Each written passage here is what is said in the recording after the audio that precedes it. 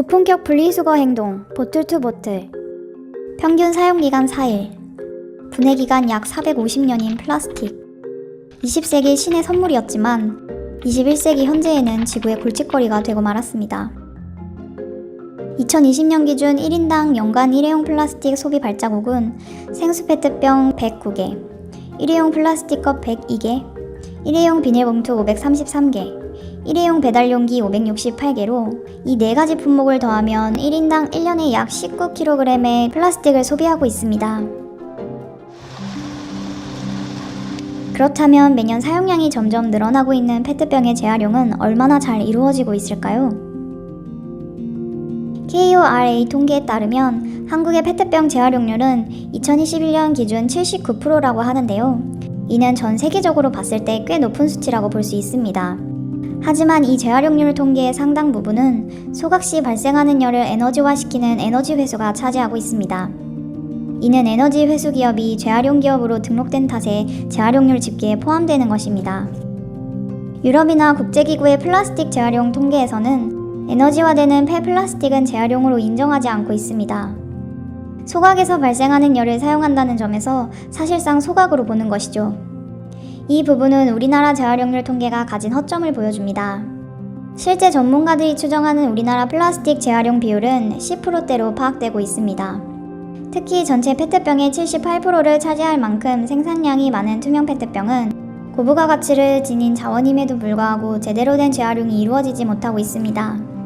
놀랍게도 우리나라는 2022년 6월부터 폐플라스틱과 폐섬유의 신규 수입이 전면 금지되기 전까지 폐플라스틱을 수입하는 국가였습니다. 국내 폐플라스틱은 라벨도 잘 안 떨어질 뿐더러 재활용이 힘들어 깨끗한 폐플라스틱을 해외에서 들여와 솜이나 실을 뽑아내는 것에 사용하고 있었습니다.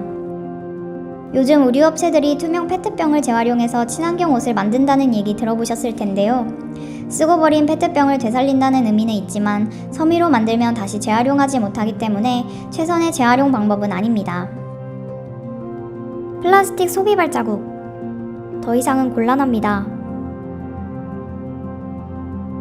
그렇다면 식품용 투명 페트병을 무한하게 재생하여 쓸 수 있는 자원순환 방법은 없을까요? 보틀 투 보틀. 보틀 투 보틀이란 생수나 음료를 담았던 식품용 투명 페트병을 잘게 부셔서 세척하고 다시 식품용 투명 페트병으로 만드는 방식을 뜻합니다. 얼마든지 반복해서 원래 가치 그대로 쓸 수 있어 실질적인 자원순환이 가능합니다.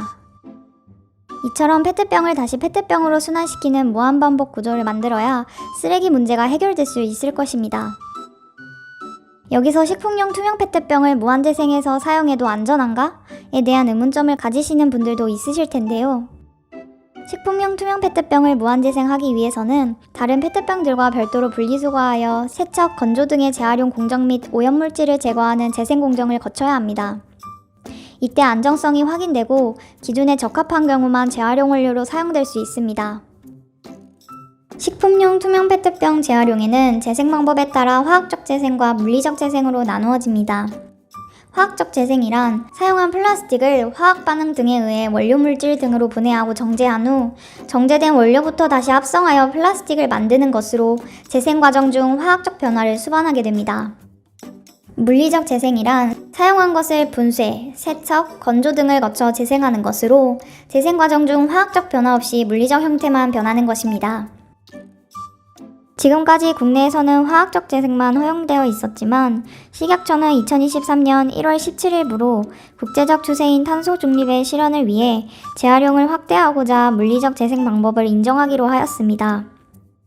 물리적 재생에 사용되는 원료에 대한 안전기준을 마련하였고 안정성 자료를 제출하여 인정을 받은 후 사용 가능하다고 합니다.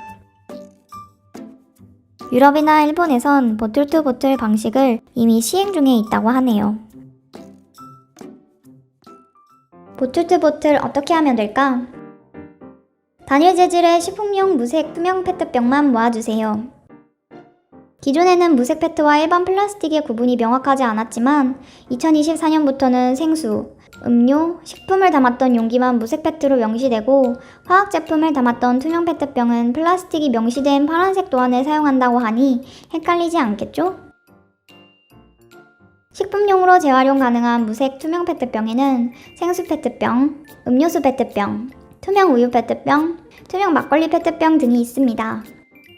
그 외에 불투명 유색 페트병, 일회용 컵, 식품 포장 용기, 양념류 용기, 식용유 용기, 요구르트, 샴푸, 세제 용기 등은 투명 페트병이 아닌 일반 플라스틱으로 배출해주세요.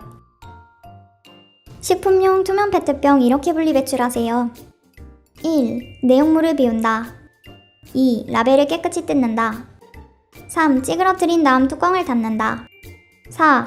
투명 페트병 전용 배출함에 넣거나 고품질 재활용 수거기 또는 업체를 통해 배출한다. 식품용 투명 페트병 수거 방법. 동네에 고품질 재활용 수거 거점이 있거나 전용 수거기가 있는 경우 수거일에 거점에서 배출한 후 유가 보상을 받습니다. 동네에 고품질 수거 거점이 없는 경우 수거량이 적은 경우는 개별적으로 모아서 가까운 재활용 장소에 배출해주세요. 여러 명이 캠페인에 참여하여 많은 양이 모인 경우에는 지자체 재활용 담당 공무원에게 수거 요청을 합니다. 우리가 먼저 지자체에 지속적인 요청을 해야 동네마다 수거 거점이 생길 확률이 높아진다는 점 기억해주세요. 식품용 투명 페트병 유가 보상 및 탄소 중립 포인트 적립 방법. 1. 우리 동네 고품질 재활용 수거 업체 알아보기. 2. 유가 보상 앱 설치. 유가 보상 앱에는 CO2CO, 리턴, 슈퍼빈 등이 있습니다. 3. 탄소 중립 포인트 회원 가입. 유가 보상 앱과 10포인트 홈페이지에 적립된 포인트는 현금으로 환전이 가능하답니다. 탄소 중립 포인트 참여 방법. 1. 탄소 중립 포인트 녹색 생활 실천 홈페이지 회원 가입. 2. 실천 항목별 참여 설정. 3. 녹색 생활 실천 활동. 4. 포인트 적립. 5. 인센티브 수령. 지금까지 보틀투보틀 분리배출 캠페인에 대하여 설명해드렸는데요. 뭐니뭐니 해도 지구를 위해서는 가급적이면 플라스틱을 안 쓰는 것이 더 중요하다는 점 기억해주세요. 지구시민연합